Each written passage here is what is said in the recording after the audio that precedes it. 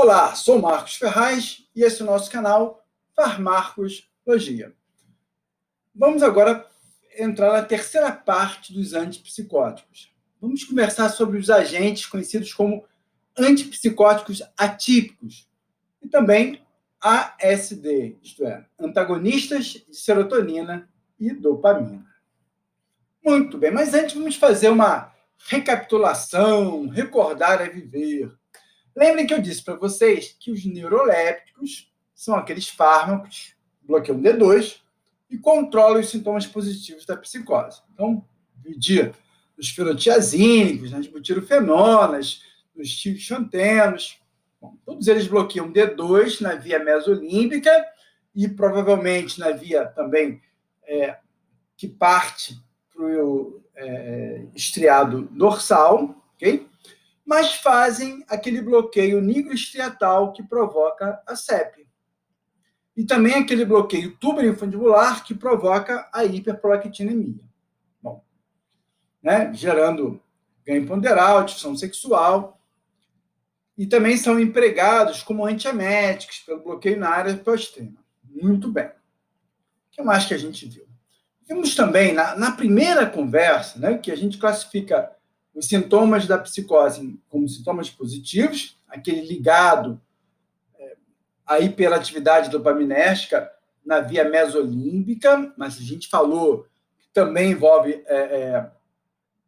o estriado dorsal, né, o estriado de associação. Sintomas negativos, cognitivos e afetivos ligados, ao contrário, à hipoatividade dopaminérgica na via mesocortical, mas que também pode ser secundária a esse aumento da dopaminérgica na via que joga a dopamina no estriado dorsal, ok?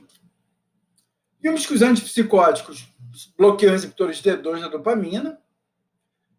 Vimos também que receptores D2 estão acoplados à proteína G inibitória.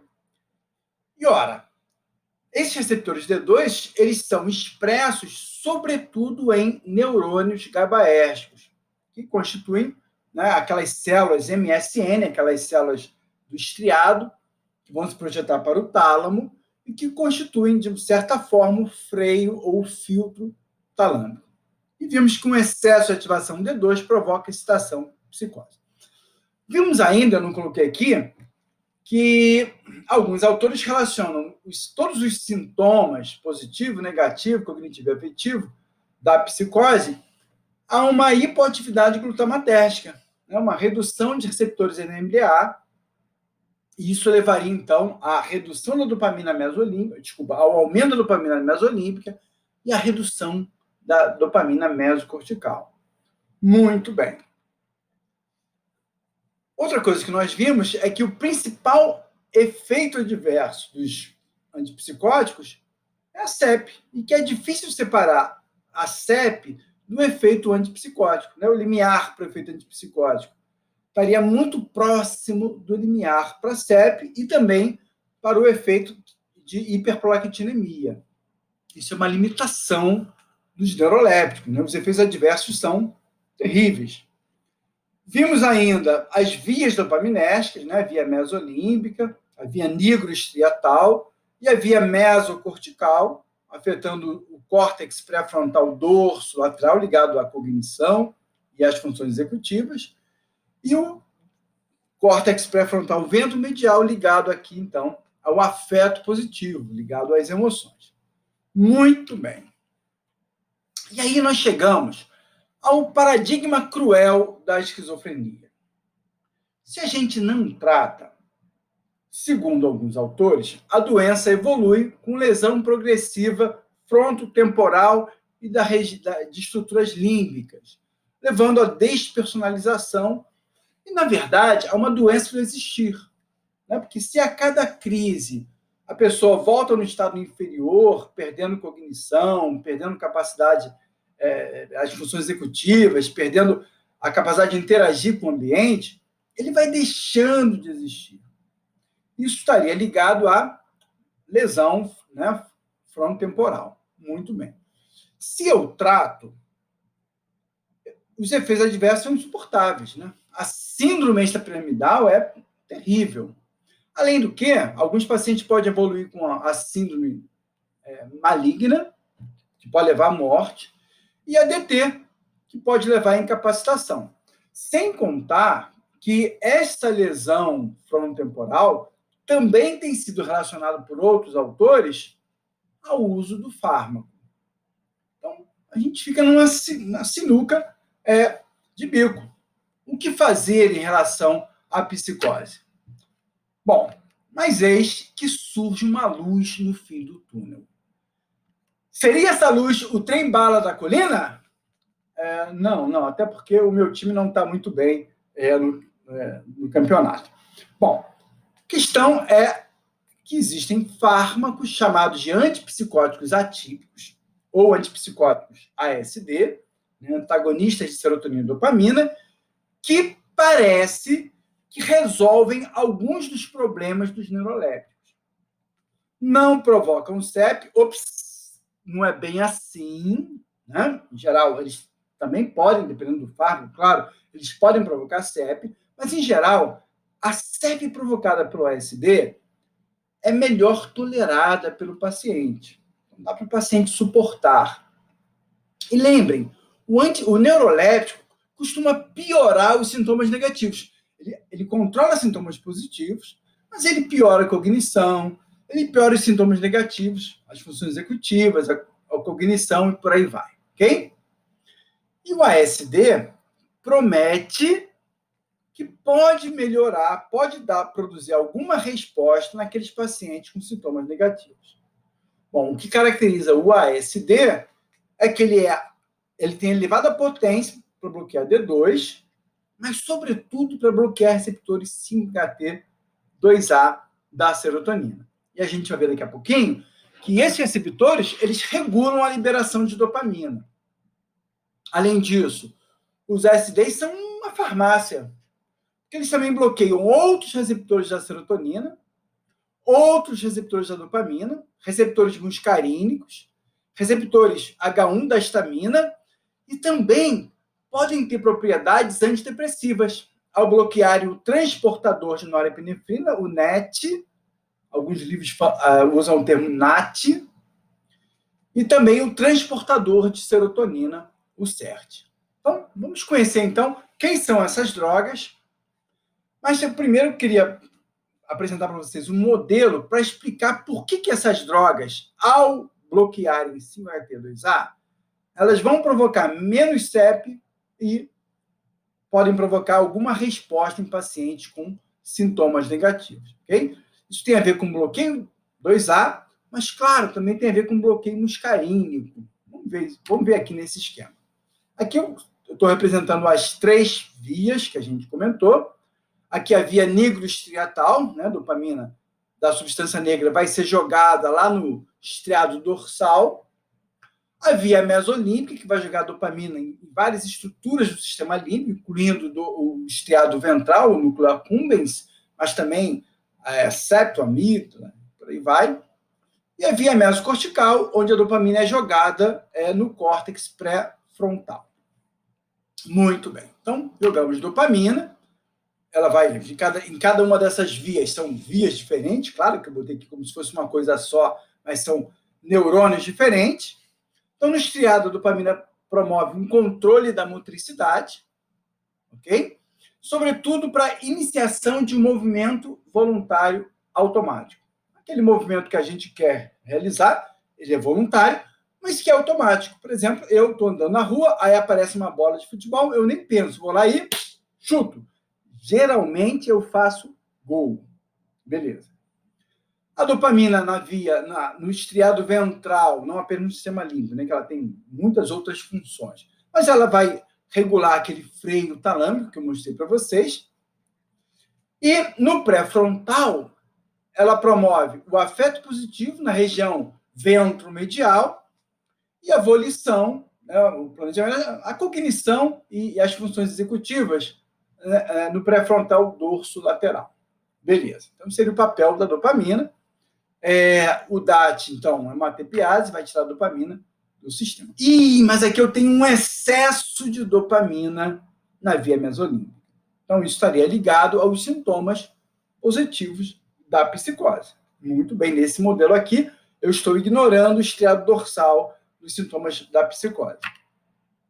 Bom, beleza. Vou entrar, então, com um antipsicótico clássico, na verdade, um neuroléptico, para bloquear D2 na via mesolímbica e aliviar os sintomas positivos da psicose.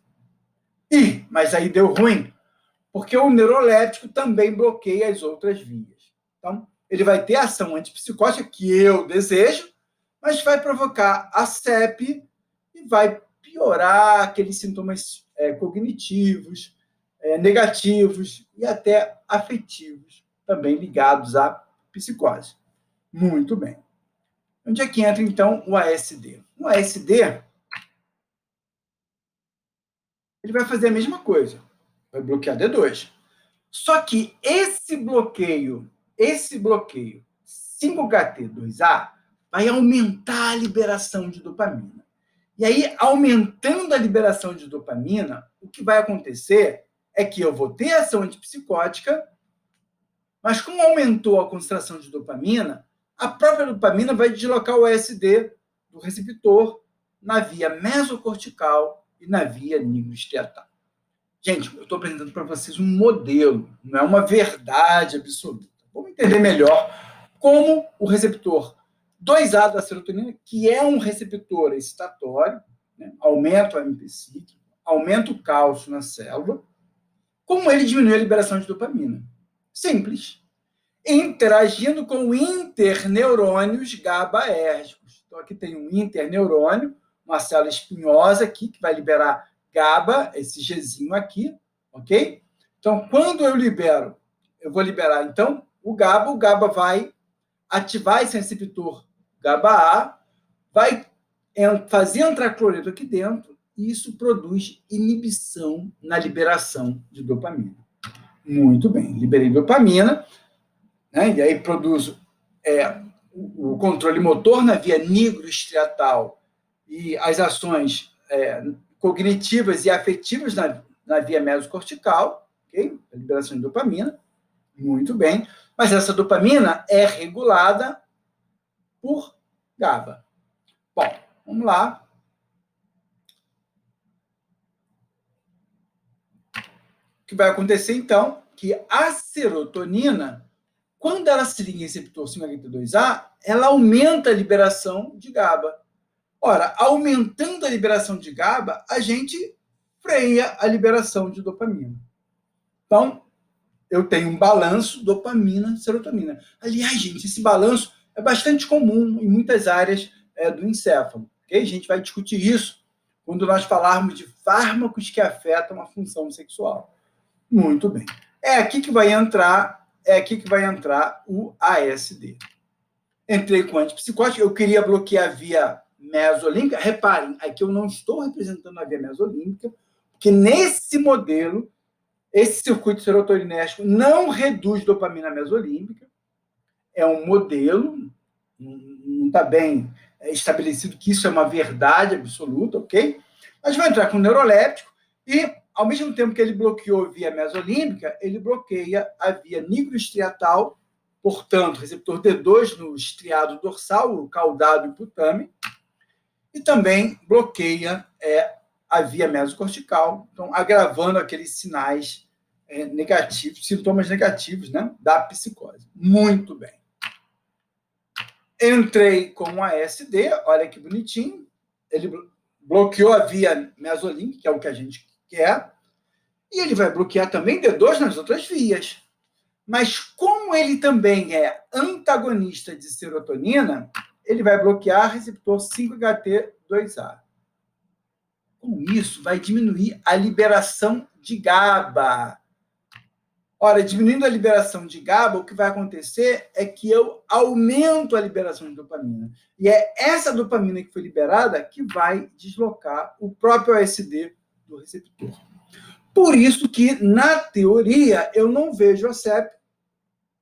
E aquele paciente com sintomas negativos, cognitivos, afetivos, ele melhora. Na teoria, tudo maravilhoso, assim, perfeito. Bom, na prática, o que vai acontecer é que, em geral, o ASD provoca uma CEP menos intensa. Em parte porque o ASD não é tão potente assim para bloquear D2. Ok? E também, em parte, porque o próprio ASD pode bloquear receptor muscarínico. Lembra que eu falei daquele balanço dopamina-acetilcolina lá no estriado dorsal? Beleza. Em relação a esses sintomas negativos, pois bem, o próprio antipsicótico neuroléptico, ele pode melhorar sintomas negativos de alguns pacientes. E o ASD também pode agravar sinais e sintomas cognitivos e negativos. Okay? Então, esse modelo é um modelo bonito, elegante, mas a gente precisa entender melhor como funciona isso na prática. Está aqui, de novo, aquelas 3 vias, só para mostrar de novo para vocês, as funções da dopamina, as funções atribuídas à dopamina, e na psicose, então, o excesso mesolímbico e também parte do estriado dorsal, naquele estriado dorsal de associação. Muito bem. E mostrando, então, novamente, o antipsicótico neuroléptico, clássico, né? Vai bloquear geral. E o ASD, então, para vocês verem que o ASD, por bloquear receptor de serotonina, ele acaba aumentando a concentração de dopamina, deslocando o próprio ASD do receptor. Muito bem, por isso. Isso vai explicar. Então, aqui a gente vai ver a mesma coisa, num outro esquema, bonitinho. Aqui eu tenho mesencéfalo, então área tegmental ventral, e os núcleos da RAF mesencefálicas, neurônios que formam os núcleos da RAF, são neurônios que liberam serotonina, ok? Aqui eu compliquei mais, né, o esquema. Na verdade, aqui o que está acontecendo aqui é que a serotonina não está jogando, o receptor 2A não está exatamente no neurônio GABAérgico, ele está no neurônio glutamatérgico, ok? E é o neurônio glutamatérgico que vai ativar o receptor GABA, os neurônios GABAérgicos, por ativar o receptor NMDA. E aqui, então, aquela projeção da área tegmental ventral para o pré-frontal, esses neurônios dopaminérgicos expressam receptores para o GABA-A. Então, liberei serotonina, ativei 2A, que liberei glutamato, que ativou o NMDA, que liberou o GABA, que ativou o receptor GABA-A, e o que vai acontecer, então, é uma inibição da liberação de dopamina no pré-frontal. Ok? Então, vou entrar com ASD. O ASD, então, bloqueia receptor de serotonina. Com isso, vai ocorrer liberação, né? Ativação desse neurônio aqui, glutamatérgico. Portanto, não ativa a liberação de GABA, e aí eu aumento a liberação de dopamina no córtex pré-frontal. Então, isso, na teoria, melhora sintomas negativos e também cognitivos, ok? Mas, como eu disse para vocês, na prática não é bem assim. Então, a coisa é um pouco mais complexa do que os modelos que a gente inventa para explicar o efeito de fármaco. Em relação à via nigroestriatal, está aqui, né, que eu tenho substância negra, o neurônio dopaminérgico jogando dopamina aqui na substância negra, e a mesma coisa, né? Joguei serotonina indiretamente vai inibir a liberação de dopamina. Quando eu entro com ASD, eu acabo aumentando a liberação de dopamina. Por isso que eu provoco menos síndrome extrapiramidal. Muito bem. Bom, na via tuberoinfundibular, parece que a dopamina, via D2, inibe a liberação de prolactina. E a serotonina, via receptor 5-HT2A, aumenta a liberação de prolactina. Então, se eu entrar com um antipsicótico clássico, vai aumentar a liberação de prolactina. Se eu entro com ASD, olha o que vai acontecer. Como eu estou bloqueando os dois receptores, na prática não deve alterar a liberação de prolactina. Isso na teoria. Na prática, dependendo do fármaco, eu posso ver menos liberação de prolactina, menos hiperprolactinemia, ou até uma hiperprolactinemia importante. Então, isso vai variar de cada fármaco do tipo ASD. Então, isso posto, vamos conhecer droga por droga, né? E eu vou começar falando, então, do ASD por excelência, que é a clozapina. Clozapina é uma droga que bloqueia D2, mas bloqueia muito o receptor 5-HT2A, eu vou falar daqui a pouquinho, e também receptores de H1, receptor muscarínico. Clozapina é muito sedativa pelo bloqueio 2A, pelo bloqueio alfa-2 e sobretudo pelo bloqueio histaminérgico. Também muito hipotensora pelo bloqueio alfa-2. Inibe a secreção de hormônio antidiurético, né, de vasopressina. Bom, a cerveja também faz isso, ninguém reclama. Beleza, vai aumentar a enurese, até aí tudo bem. E eu posso dizer para vocês que praticamente não provoca CEP. E parece que pode melhorar aqueles sintomas negativos da psicose. Ok? Então, eu tenho o fármaco perfeito. Na verdade, a clozapina é tão atropínica que realmente ela não provoca CEP. Uma dose de atropina equivale a uma dose de haloperidol com prometazina, aldol com Fenergan, basicamente. Onde é que está a parte ruim? A parte ruim está aqui em amarelo. A clozapina provoca a granulocitose, ou melhor, ela pode provocar a granulocitose. Não é só, rapidinho? Reação alérgica à droga geralmente se dá quando a droga se combina com certas proteínas do tecido, ok? E aí isso modifica essas proteínas, né? O sistema de defesa não reconhece a proteína e aí passa a produzir anticorpos contra aquela proteína modificada. Geralmente, reação alérgica à droga é cutânea. Só que algumas vezes a droga se liga na medula óssea, que é aquela parte do nosso corpo que produz as células sanguíneas, os elementos figurados do sangue. Okay? Então, a clozapina leva à lesão que impede a produção dos granulócitos, neutrófilo, basófilo, e aí o sujeito, então, vai estar susceptível a infecções. Então, tem uma ação tóxica direta na medula óssea, a prevalência é até 2%, isso não depende da dose, ok? Geralmente ocorre entre a 5ª e a 20ª semana de tratamento. Então, gente, o médico, o psiquiatra, não vai sair prescrevendo clozapina para geral, né? Porque se ele prescrever para 100 pessoas, 2 vão fazer a granulocitose, que é uma condição que pode levar à morte.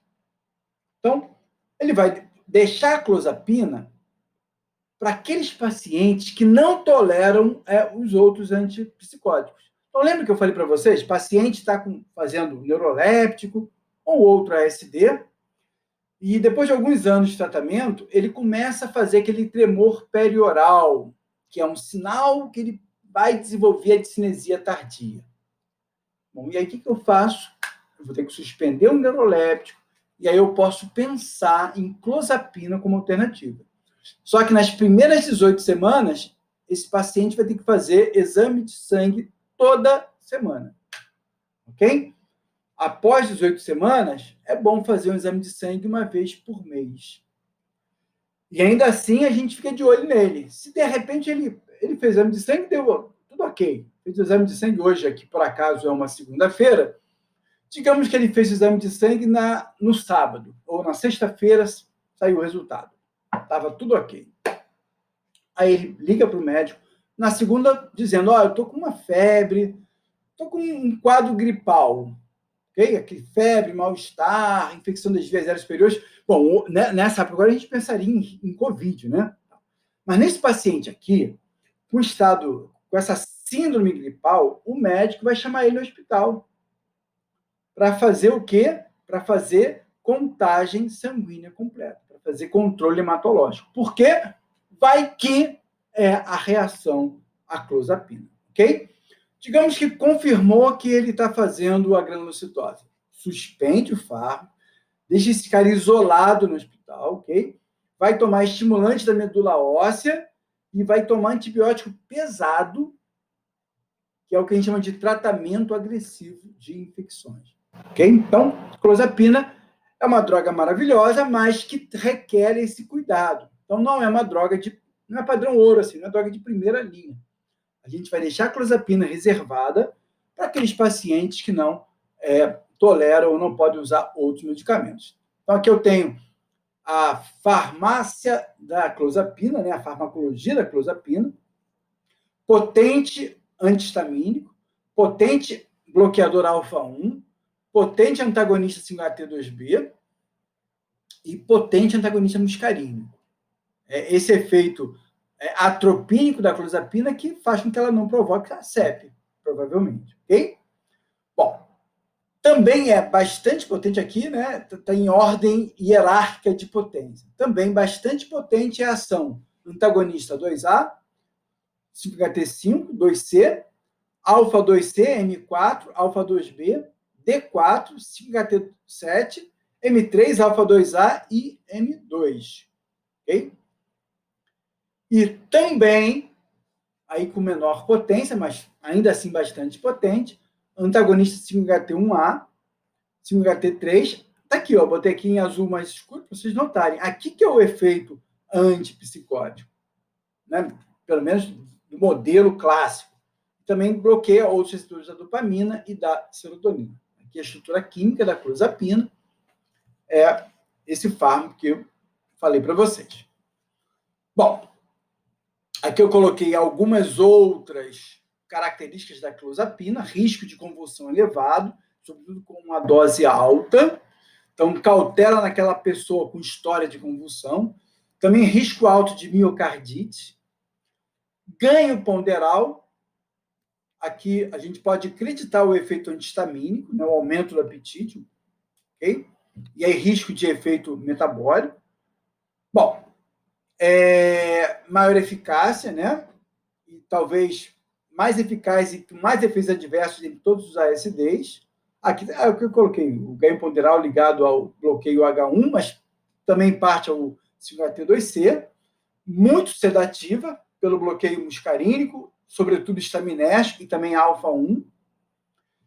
Esse efeito atropínico provoca risco de paralisia do intestino delgado, né, ilioparalítico, e obstrução intestinal grave. Bom, esse ganho ponderal produz risco de aumento de triglicerídeo no plasma, em jejum, né, e aumento da resistência à insulina. Isso aqui é sinônimo de risco de diabetes. E só para destacar o que eu já falei, não é fármaco de primeira linha por conta dos efeitos adversos. E olha que eu nem botei aqui a granulocitose, né, que é o principal risco da clozapina, ok?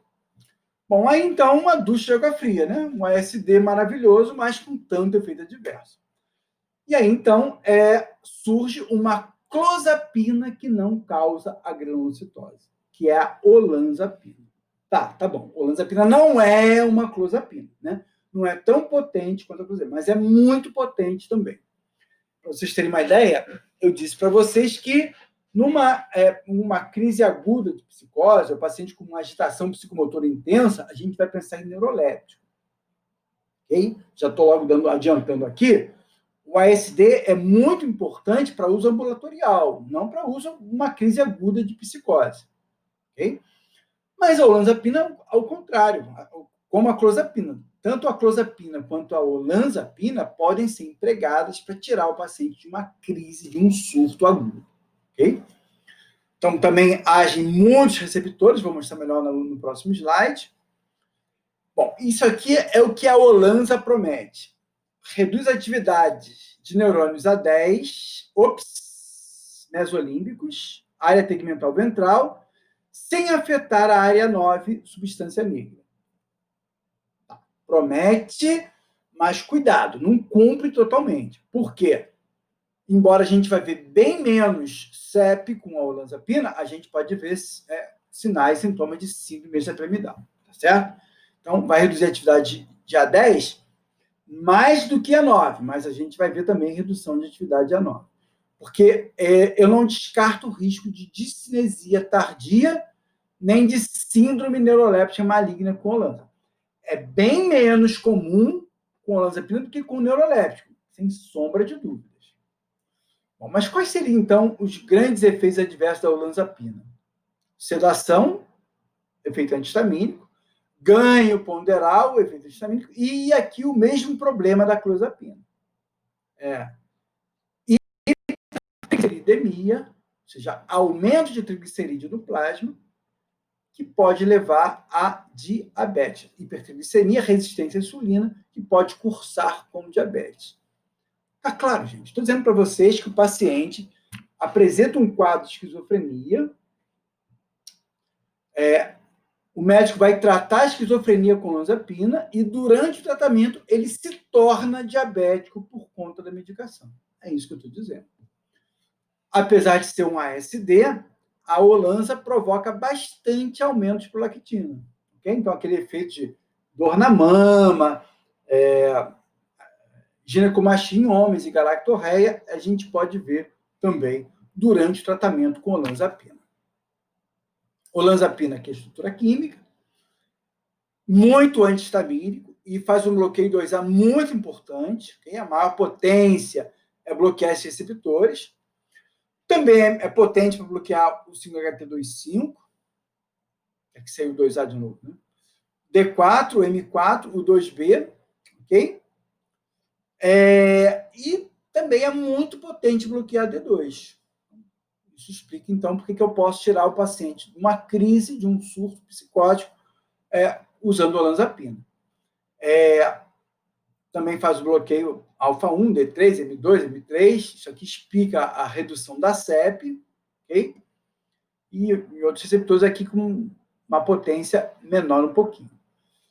Bom, um outro senão da olanzapina é o custo. A olanzapina ainda é muito cara para o nosso padrão. Enquanto neurolépticos é barato, a olanzapina é bem cara ainda.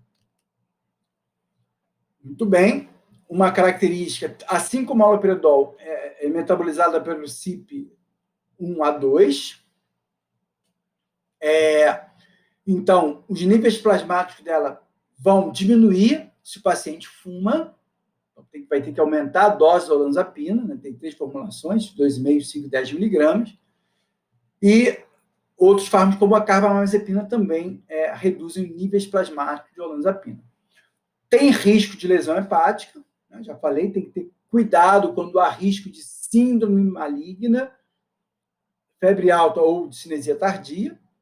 E só para reforçar, então, o principal efeito adverso, os principais, incluem sedação, ganho ponderal, resistência à insulina, que pode levar a diabetes, e a hipertrigliceridemia de jejum. Muito bem. Então, em geral, dose sugerida 10 a 15 miligramas por dia, né? Pode ser feita em várias doses. Na clínica se faz acima de 15 miligramas por dia. E naquele paciente internado, acima de 40 miligramas por dia. Ok? Então, essa dose alta não deve ser feita durante muito tempo pelo risco, como eu mostrei para vocês, de resistência à insulina, dos efeitos adversos metabólicos. Então, é bastante eficaz, bastante efetiva, né? Também parece ter efeito antidepressivo, melhor humor na esquizofrenia, no transtorno afetivo bipolar e naquele transtorno de depressão maior que é refratário, isto é, que não responde ao antidepressivo. Então, tem-se feito olanzapina associada com a fluoxetina para esse paciente com depressão. Melhora os sintomas afetivos, né? E isso provavelmente está ligado a um bloqueio do receptor 5-HT2C, 5-HT7 e o receptor alfa-2. Né? A fluoxetina, que é um antidepressivo, além de inibir a recaptação de serotonina, ela também faz um bloqueio 5-HT2C. A gente vai ver isso quando falarmos dos antidepressivos. Então, olanza tem um certo efeito antidepressivo que é interessante. O problema são os efeitos adversos. Bom, vamos falar agora da quetiapina. Quetiapina é outro ASD que praticamente não causa CEP e praticamente não causa aumento nos níveis de prolactina, ok? Então, os primeiros efeitos adversos que a gente viu da quetiapina em modelos animais, no ratinho, desenvolvimento de catarata com uso contínuo. Então, não tem relatos disso em humanos, ok? Mas o principal efeito adverso da quetiapina é o ganho ponderal. também parece melhorar o humor do bipolar, e já foi descrito uma melhora na cognição, na esquizofrenia e na demência. Isso é questionável, tá, gente? Muita gente que usa quetiapina reclama de embotamento afetivo e perda cognitiva. E aí esse efeito se assemelharia aos neurolépticos. Muito bem. Mas por que a quetiapina não provoca SEP, ou praticamente não provoca SEP? Então está aqui. A principal ação da quetiapina é sobre receptores da histamina e receptor alfa-1 da noradrenalina. Então, ela é mais potente para esses receptores. Também é bastante potente para bloquear o receptor 2A, M2, M4, esse bloqueio muscarínico vai diminuir a SEP. 2B, 5-HT7, isso aqui dá um efeito antidepressivo também. A quetiapina inibe o transportador da nora, o que também dá um efeito antidepressivo. Com menor potência, bloqueio 1B, 2C, D1, M4, 1A. Isso aqui vai me dar um efeito ansiolítico. Alfa-2C, alfa-2A, D4, D2 aqui, ó. O efeito antipsicótico, eu vou precisar de uma dose bem alta de quetiapina para ter o efeito antipsicótico, ok? Antes disso, ela vai ter efeito hipnótico e vai ter efeito antidepressivo. Muito bem. Então, tá aqui, né? Então, já adiantei, 50 miligramas de quetiapina tem efeito hipnótico, vai fazer o sujeito dormir, sem efeito antipsicótico, ok? Em torno de 300 miligramas, isso por dia, tá?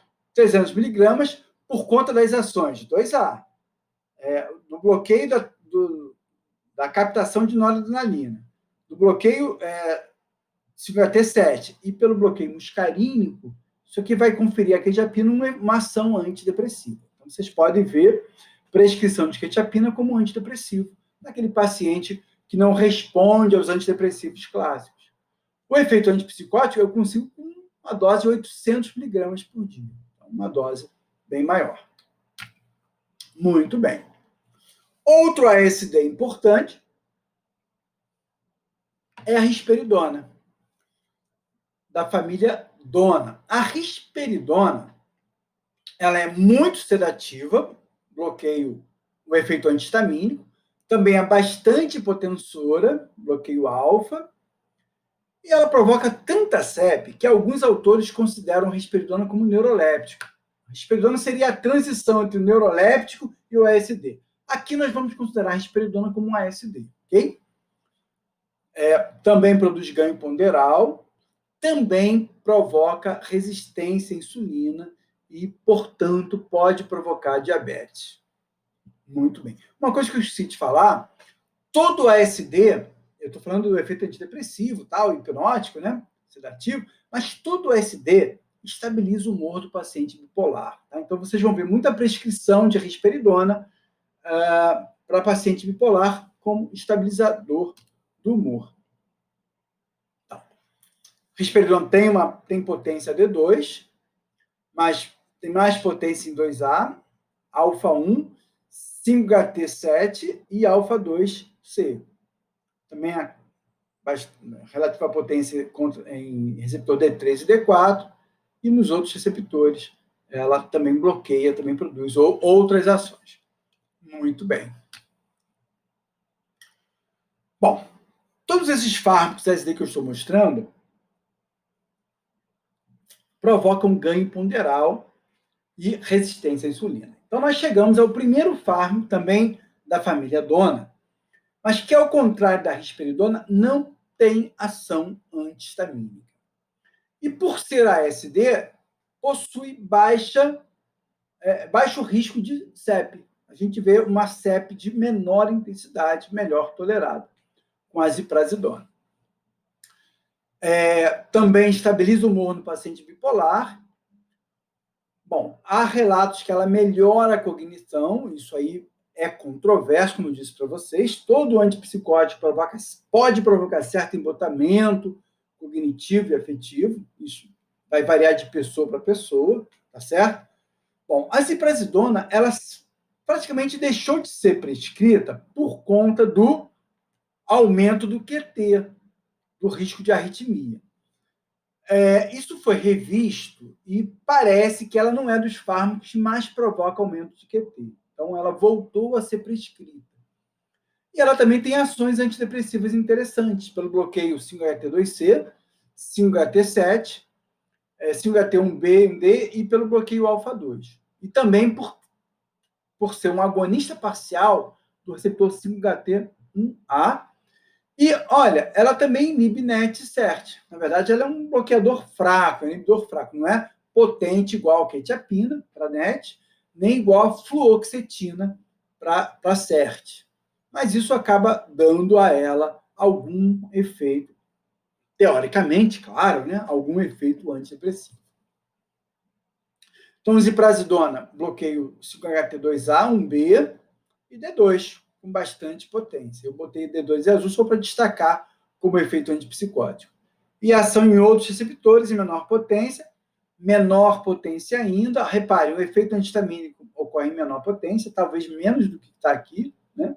Aqui, então, menor potência ainda, ela inibiria o CERT. Mas a gente nem vai considerar esse efeito como sendo importante. Muito bem. Paliperidona o metabólito ativo da risperidona, não chegou no Brasil ainda, né? Mas deve chegar, porque é um metabólito que realmente produz efeito. Então, acaba sendo mais potente. Tende a ser mais tolerada do que a risperidona, provoca menos sedação, menos hipotensão ortostática também e menos CEP. Aqui eu coloquei provoca menos CEP por experiência clínica, ou seja, por relato de caso. Ok? Não há nenhum estudo randomizado mostrando que a paliperidona produz menos CEP do que a risperidona e outros fármacos. Mas também aumenta a prolactina no sangue e, apesar de ser da classe das donas, provoca ganho ponderal, resistência à insulina e pode provocar diabetes. Então, paliperidona tem o grande problema dos ASDs, que é o efeito metabólico. Está aqui o perfil de ação molecular da paliperidona, bloqueio 2A, 5-HT7 e o D2, isso aqui dá provavelmente alguma ação antidepressiva também. Então, é bastante potente para bloquear D2, o que sugere, então, que é bastante potente como antipsicótico. Bom, e aí nós temos agora uma nova classe de atípicos, né? ou ASD preferido. Aqui eu coloquei a estrutura química do aripiprazol, que é uma droga bastante importante. Também tem o bifepronox e dois fármacos que não são tão novos assim, mas que a gente já percebia há bastante tempo que eles não eram neurolépticos como, né, os neurolépticos clássicos. Então, hoje a gente considera também como atípico, porque são agonistas parciais do receptor D2. Lembrem que o agonista parcial, ele bloqueia o receptor. Né? Na presença do agonista total, que é a dopamina, o agonista parcial vai se ligar e não vai deixar a dopamina ligar. Mas ele provoca efeitos menos intensos do que o antagonista. E, na prática, esses efeitos acabam sendo benéficos. Então, vou falar um pouquinho, então, de cada um deles. Então, vou falar primeiro do aripiprazol. Ele é um agonista parcial tanto do receptor D2 quanto do receptor 5-HT1A. E a gente vai ver que o agonista parcial 5-HT1A, como a buspirona, vai ter efeito ansiolítico. Ok? E também ele é antagonista do receptor 2A da serotonina. Então, ele é ASD.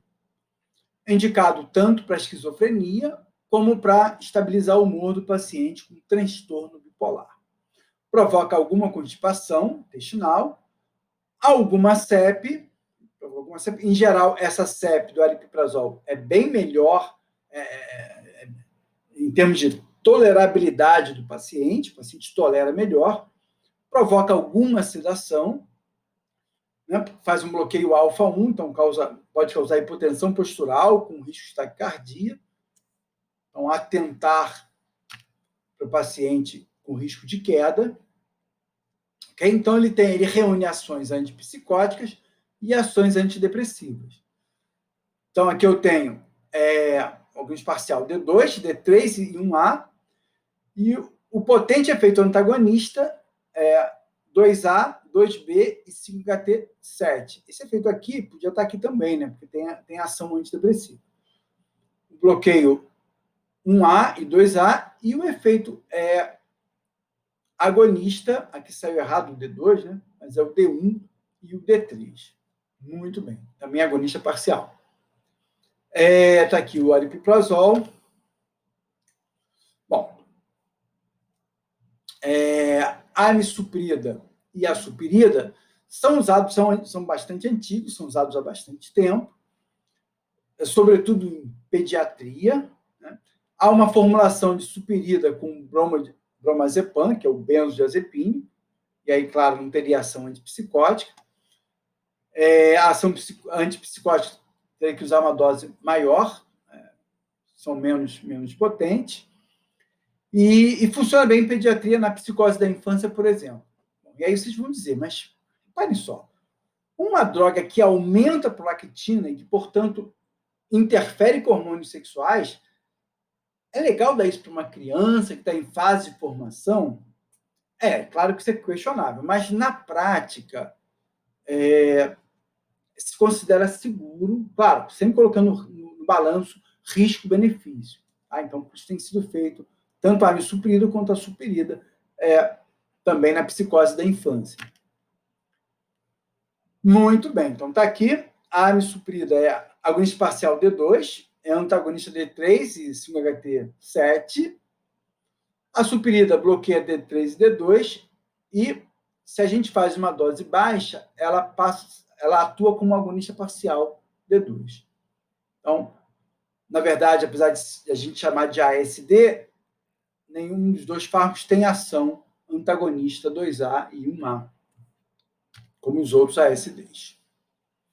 Bom, só para eu resolver fazer um esqueminha para vocês entenderem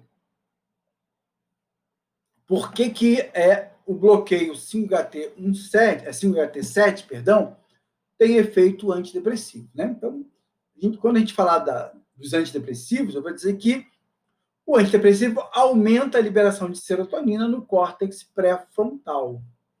E olha que legal, aqui eu tenho os núcleos da RAF, onde está o corpo celular do neurônio. Esse neurônio serotoninérgico, ele é regulado também por GABA, ok? E olha só, esse GABA é regulado pelo receptor, pela serotonina via receptor 5-HT7. Então, o que vai acontecer é que, quando eu faço um bloqueio desse receptor, o que vai acontecer é que eu não ativo a liberação de GABA. Então, uma hiperativação 5-HT7 vai acabar aumentando a serotonina, né? Uma hiperativação 5-HT7 vai... Desculpa, ao contrário, né? Uma hiperativação 5-HT7 vai reduzir a liberação de serotonina, porque aumenta a atividade do GABA. O 5-HT7 é um receptor excitatório. Quando você bloqueia o receptor 5-HT7, você acaba aumentando a liberação de serotonina, porque você desliga o interneurônio GABAérgico. Isso vai dar para a gente o efeito antidepressivo. Muito bem. Então, todo o ASD que tem ação em bloquear receptor 5-HT7 acaba aumentando a serotonina no córtex pré-frontal, e isso vai dar para a gente um efeito antidepressivo. Beleza. Outro fármaco importante é a lurazidona. Alta afinidade para bloquear D2, 5-HT2A e 5-HT7. Então também vai ter efeito antidepressivo. É um antagonista com moderada afinidade por alfa-2A e alfa-2C, e agonista parcial também com afinidade moderada para 5-HT1A. Praticamente não tem ação antimuscarínica e antihistamínica. Isso aqui vai dar para a gente o grande barato da lurazidona. Ela vai ser indicada para esquizofrenia. O FDA não aprovou o uso da lurazidona para transtorno bipolar. mas ela tem sido feita também em alguns países para estabilizar o humor do bipolar, como os outros ASDs. Bom, efeito adverso. Ela pode provocar alguma CEP, mas lembrem, a CEP provocada pelo SD é de menor intensidade e, portanto, é melhor tolerada pelo paciente. Miacatisia e parkinsonismo. Provoca o aumento em prolactina, isso não deu para tirar dela, né? Então, tem risco de síndrome maligna? Sim. Tem risco de cinesia tardia? Tem, mas é claro que esse risco com ASD é bem menor que com o neuroléptico, ok?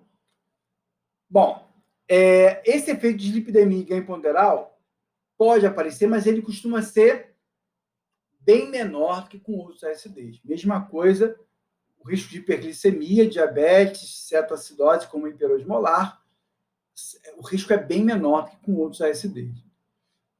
Há um risco de neutropenia, leucopenia, neutropenia e agranulocitose, que também é bem menor em relação à clozapina.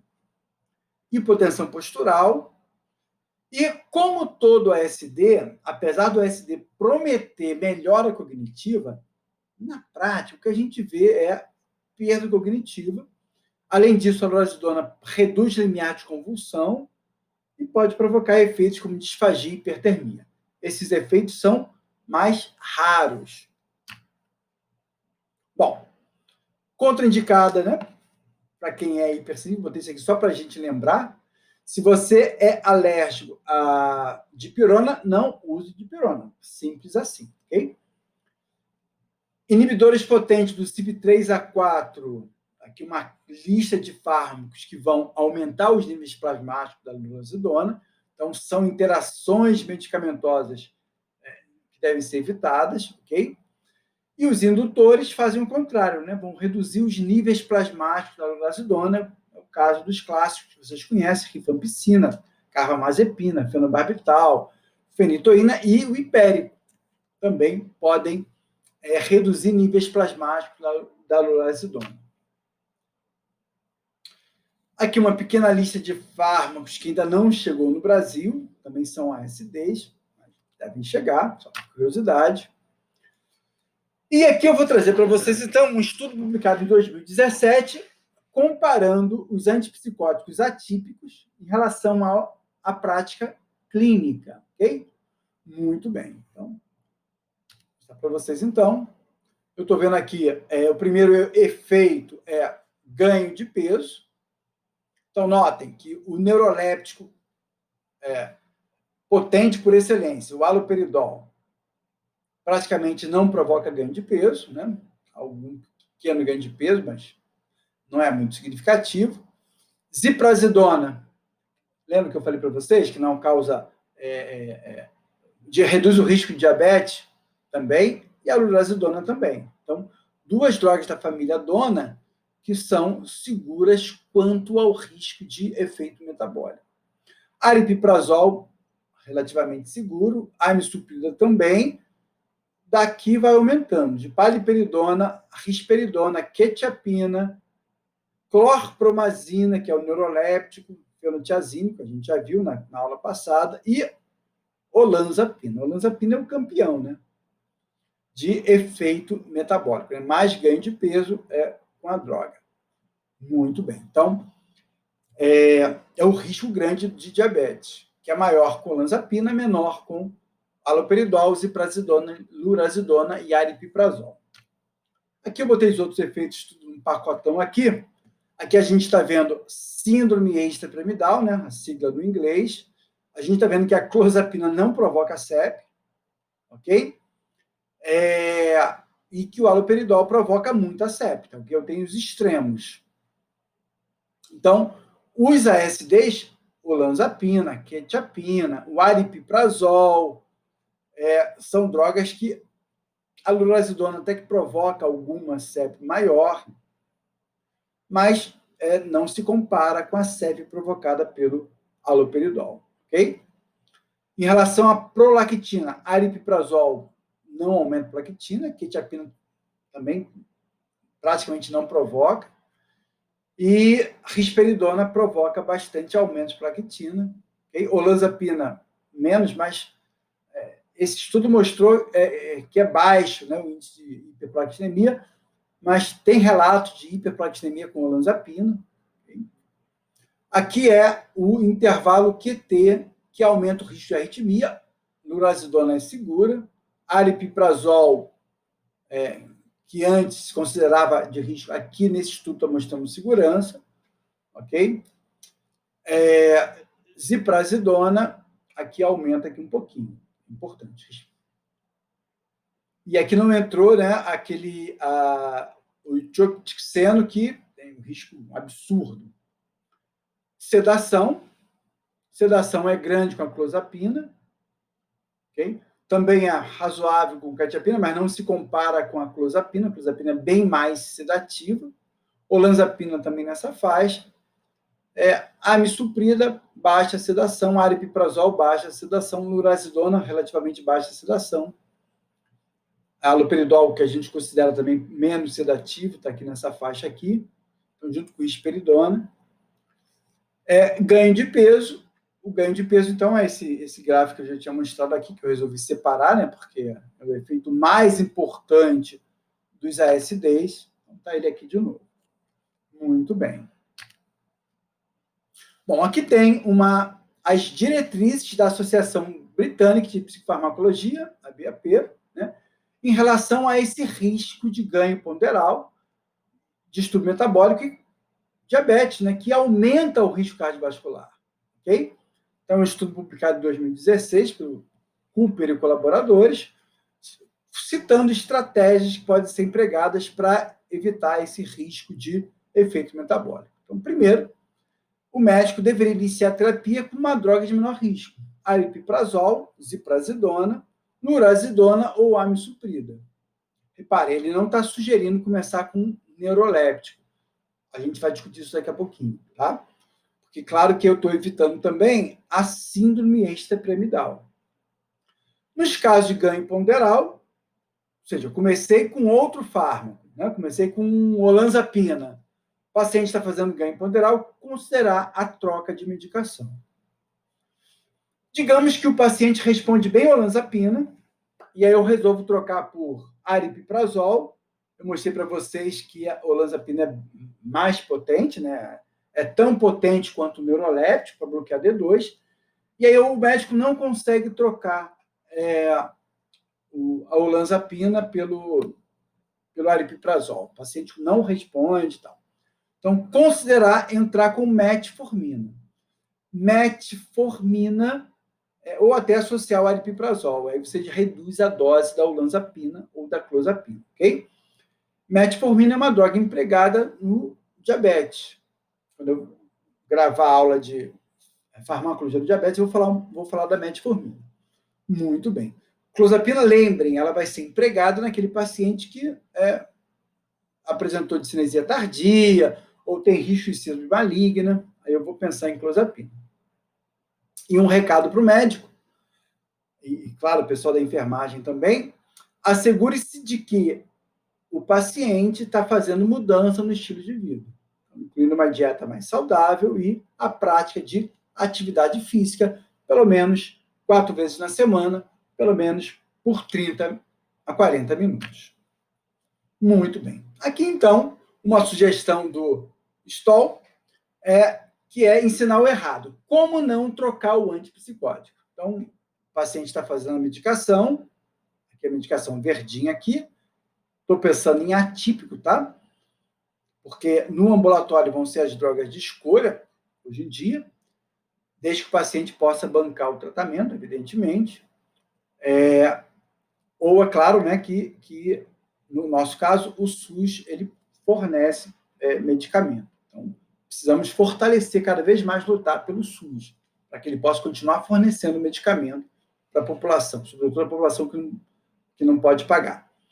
Bom, eu tenho aqui uma dose, e aí o paciente, eu resolvi trocar a medicação. Então, olha o que eu estou fazendo, um desmame, uma retirada lenta e gradual, é sempre importante, sempre que se trabalha com psicofármaco, é sempre importante fazer esse desmame. de desmame, esperei uma semana e comecei com a outra medicação. Então, isso é tudo que o médico não deve fazer. Porque, à medida que a droga vai saindo do sangue, esse cara vai fazer um aumento de agitação, de ativação, insônia, psicose de rebote e mesmo rebote atropínico. Eu estou trabalhando com ASD. O ASD tem efeito atropínico. Então, além do efeito antipsicótico, psicose de rebote, também o rebote atropínico. Muito bem. Então, qual é a sugestão?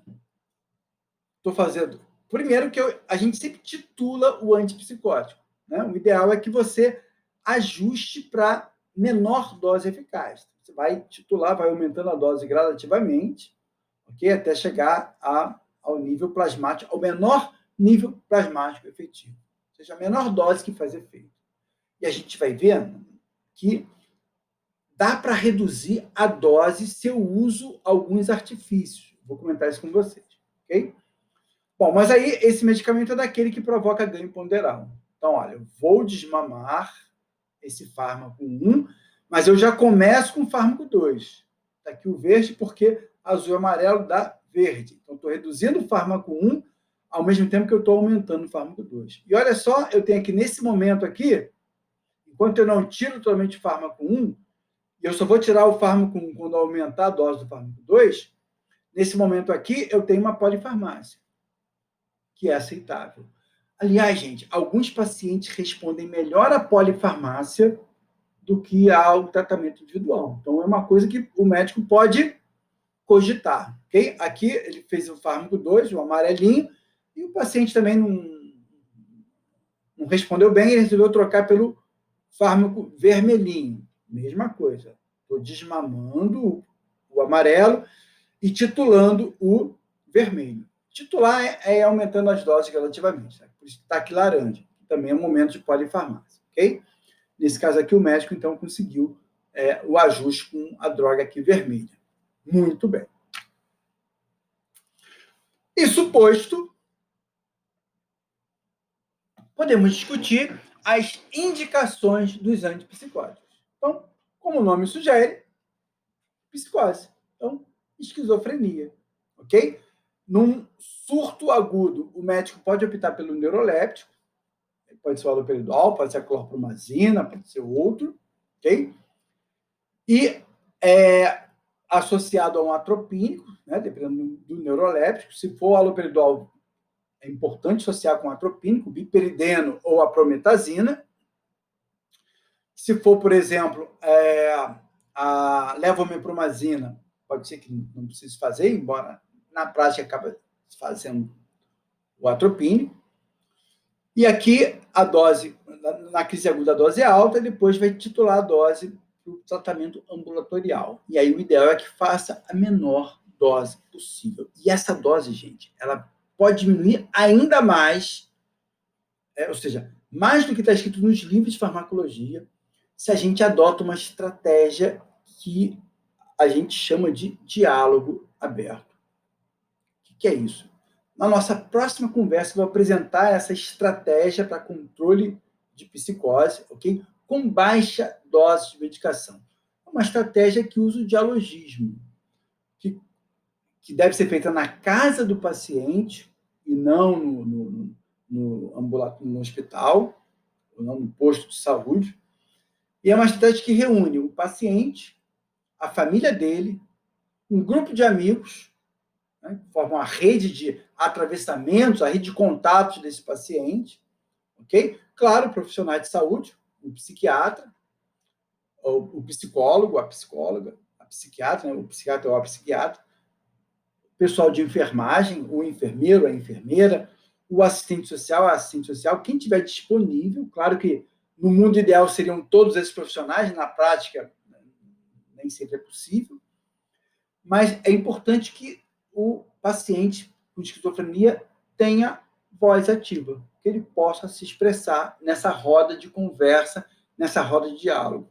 E vocês vão perceber que só o fato do paciente poder falar o que ele sente, sem o moralismo, sem a crítica, só isso já vai ajudar muito ele a lidar com os sintomas da psicose.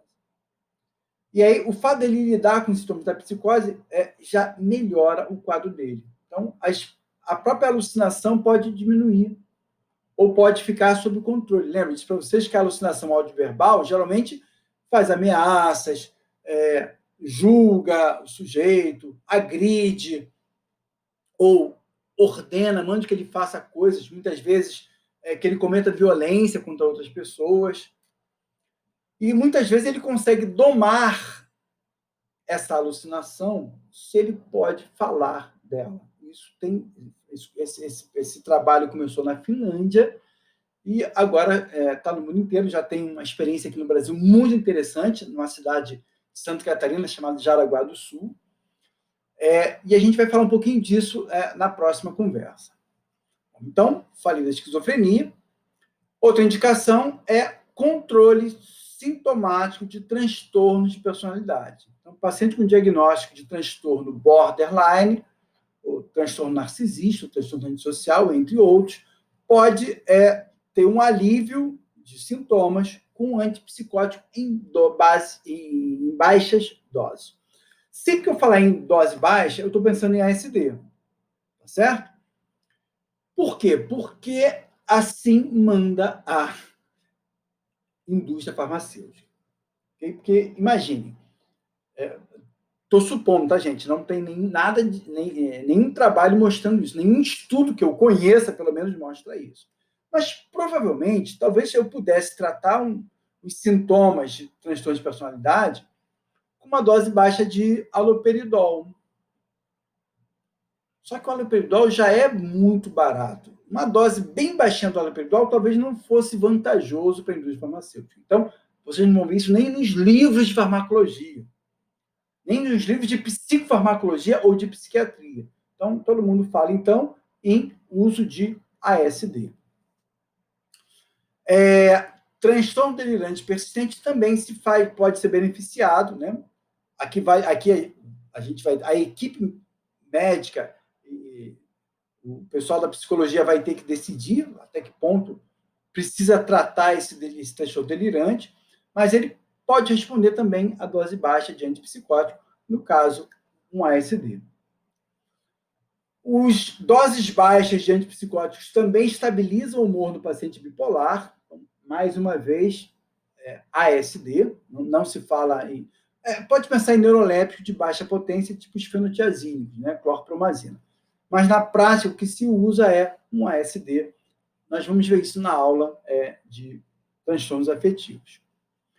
Depressão grave com aspecto psicótico, o ideal é que se tratar primeiro a psicose. Então, aqui também... Mas aqui tem uma coisa, né? Eu posso usar o ASD, que tem ação antidepressiva. E posso combinar alguns ASDs com a fluoxetina ou com outros depressivos. Então, quando eu falar de antidepressivos, eu vou falar um pouquinho dessa combinação. Qualquer estado confusional agudo, inclusive aquele produzido por drogas, né, que é o delírio, também eu posso tratar. Aqui posso fazer um haloperidol, um neuroléptico de alta potência. Então, por exemplo, o paciente foi submetido a uma anestesia geral. Na aula de anestesia geral, eu vou falar isso para vocês. A anestesia geral tem 4 planos: sedação, excitação, plano cirúrgico e coma. Então, o anestesista vai fazer o paciente entrar em sedação, pular a excitação e vai ficar mantido em anestesia cirúrgica sem entrar em coma. Claro, em algumas situações se induz o coma, mas na anestesia geral o paciente vai ficar no plano 3, beleza? Tranquilo. Algumas vezes, na recuperação, ou seja, quando o anestesista vai diminuindo a dose do anestésico, alguns pacientes passam pelo plano 2, que é o plano de excitação. O que seria isso? É quando o anestésico inibe vias inibitórias, inibe vias GABAérgicas corticais. E aí o paciente vai ficar com agitação psicomotora. Então, nesse caso, o anestesista vai fazer, geralmente, um neuroléptico por via injetável, e aí interrompe o delírio. Na intoxicação por drogas dopaminomiméticas, anfetamina, cocaína e mesmo na alucinose alcoólica, neuroléptico. Só que aí, muitos parênteses aqui, muita calma nessa hora, porque a combinação entre neuroléptico e cocaína, ou anfetamina, produz um risco de parada cardiovascular e respiratória muito grande. Então, esse procedimento é um procedimento que deve ser feito em ambiente hospitalar. Ah, mas o paciente está muito cheirado, está batendo em todo mundo, está muito forte, muito agressivo, delirando, com psicose paranoica, está perigoso. A gente vai ter que fazer contenção física desse cara. Bom, aí, claro que, né? Eu sou farmacologista de quadro e giz. Para mim é tudo fácil. Eu falo assim, tem que fazer contenção. Claro que a galera que vai fazer a contenção é que vai segurar o pepino, ok? Mas esse paciente pode ser contido com um benzo de alta potência, lorazepam, por exemplo, ok? Até midazolam. E aí, contido, sedado, ele vai para o hospital. E aí o médico vai interromper essa psicose tóxica aguda com neuroléptico, mas no hospital. Sabe por quê, gente? Porque se tem um lugar... Claro, eu não desejo para ninguém uma parada cardíaca, né? Claro. Mas se tem um lugar que é razoável ter uma parada cardíaca, é no ambiente hospitalar. Ok? Isso acontecer fora do hospital, aí é muito complicado. Então, vou repetir. Em psicose tóxica aguda com anfetamina, cocaína ou mesmo etanol, neuroléptico no ambiente hospitalar. Beleza? Muito bom. Síndrome de tiques, como a síndrome de La Tourette, ASD. Coreia, paciente com demência de Alzheimer, outras demências que está agitado, ASD aqui em dose baixa. Então, o que eu posso pensar, como aqui também, né? Transtorno de personalidade, bipolar. Eu posso pensar em quetiapina, posso pensar em ziprasidona, posso pensar até em risperidona, ajustando a dose para baixo. Muito bem. Algumas interações farmacológicas, agora estou falando de todos os fármacos, não apenas dos ASDs, estou falando também de neurolépticos. Antiácidos podem reduzir a absorção do antipsicótico, sobretudo do neuroléptico. O antipsicótico pode inibir o citocromo B450, ok? E aí aumentar o nível plasmático da varfarina, por exemplo, e aí tem risco de hemorragia. Mesma coisa com tricíclicos, então uma combinação antipsicóticos, de modo geral, e tricíclicos, pode aumentar o risco de intoxicação por tricíclicos. Vou falar isso de novo quando eu falar dos antidepressivos, tá certo? Associar o antipsicótico com drogas depressoras pode aumentar a sedação, álcool, outros depressores. Haverá antagonismo entre anfetaminas, cocaína e levodopa, então vai reduzir a eficácia do antipsicótico, assim como o antipsicótico reduz a eficácia da levodopa. Então, levodopa é usada no parkinsonismo. Paciente com parkinsonismo que faça agitação ou delírio, aí a gente vai pensar em ASD. Eu vou falar isso melhor quando eu falar do tratamento do parkinsonismo. Há um sinergismo com atropínicos, né? O atropínico melhora a CEP, pode até reverter a CEP, mas tem aqueles efeitos atropínicos colaterais. Os antipsicóticos, de modo geral, reduzem o limiar de convulsão, então precipitam convulsões, e os anticonvulsivantes, por serem indutores do CIP, podem reduzir a eficácia do neuroléptico e vice-versa também. Bom, drogas antipertensivas reduzem a pressão e alguns antipsicóticos fazem bloqueio alfa. Então, pode haver um aumento da hipotensão, ou seja, uma queda de pressão importante, e isso pode ser perigoso também. Então, tem que ter uma conversa entre o cardiologista e o psiquiatra para ajustar doses. Aqui também, né? Quando o paciente faz uso de anticoagulante oral, o cardiologista vai ter que conversar com o psiquiatra. Conversar, gente, é sempre bom. Eu falei para vocês que alguns antipsicóticos prolongam QT e provocam arritmias com risco de morte súbita. Tioridazina saiu do mercado por conta disso. Pimosida também tem risco de alteração cardíaca grave. Sertindol idem saiu do mercado. Droperidol, o FDA fez advertência, tanto que o droperidol não é mais usado como antipsicótico, é usado só em anestesia. Clorpromazina tem relatos de torsade, de point. Levoimpromazina idem. Supirida também tem relato de morte súbita por torsade de point. Haloperidol é considerado seguro. Tem alguns estudos mostrando o prolongamento de QT, mas são controversos. Risperidona tem estudo mostrando que aumenta o QT, mas não tem casos de torsade de point. Mas tem risco de aumento de acidente vascular encefálico no idoso com a risperidona. Bom, clozapina, após 6 meses de uso, além da granulocitose, né? Quando o paciente, lembra, a granulocitose é maior nas 18 primeiras semanas. Né?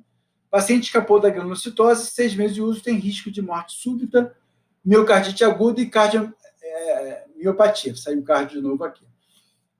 Tá, isso é muito raro, tá, gente? Isso é muito raro, mas tem relato.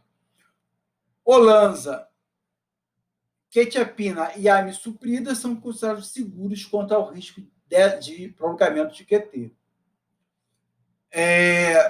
Embora tenha um estudo mostrando risco com olanzapina acima de 6 meses, e o paciente fez uma overdose de quetiapina. Lembra? A dose de quetiapina antipsicótica é de 800 miligramas por dia. Então, o sujeito fez uma dose muito alta, bem acima dos 800 miligramas, e fez aumento de QT. Mas, de modo geral, esses 3 fármacos, assim como o haloperidol, são considerados seguros. Aqui eu tenho o ritmo sinusal, bonitinho, né? Aqui a gente está vendo o onda P, que significa que esse coração está sendo conduzido pelo nódulo sinusal, beleza? O QRS e a onda T. Então, pois bem, qualquer coisa que prolonga o intervalo de tempo entre a onda Q e a onda T predispõe a isso aqui. Isso aqui é um eletro que mostra uma taquicardia ventricular polimórfica, conhecida como torsade de point. Então, essa arritmia começa com um aumento do QT. Então, qualquer droga que provoque aumento de QT provoca um risco grande do paciente apresentar essa arritmia. E essa arritmia pode cursar com fibrilação ventricular. Eu quero um sinônimo para fibrilação ventricular? Aí, alguém aí falou? Perfeito, óbito. Fibrilação ventricular é praticamente óbito, ok? Então, por isso o risco de morte súbita com alguns desses antipsicóticos. Muito bem! Vamos ficar por aqui. A menina está feliz porque agora ela conhece toda a gama de antipsicóticos. Na aula passada falamos dos neurolépticos, hoje falamos dos ASDs e falamos um pouquinho, depois no final, dos neurolépticos. E eu estou pensando, então, em gravar a 4ª parte. Olha, é mais do que a trilogia, mais do que o Senhor dos Anéis, que é só uma trilogia. Aqui vai ter uma 4ª parte que eu vou falar um pouquinho mais da relação entre gene e esquizofrenia, e vou falar da abordagem terapêutica em que a gente usa baixas doses de medicação, ok? Se você gostou, dá aquele like, divulga para os seus amigos, para as suas amigas, para toda a galera interessada na área de saúde mental. E é isso, ficaremos por aqui. Um grande abraço para todas e todos.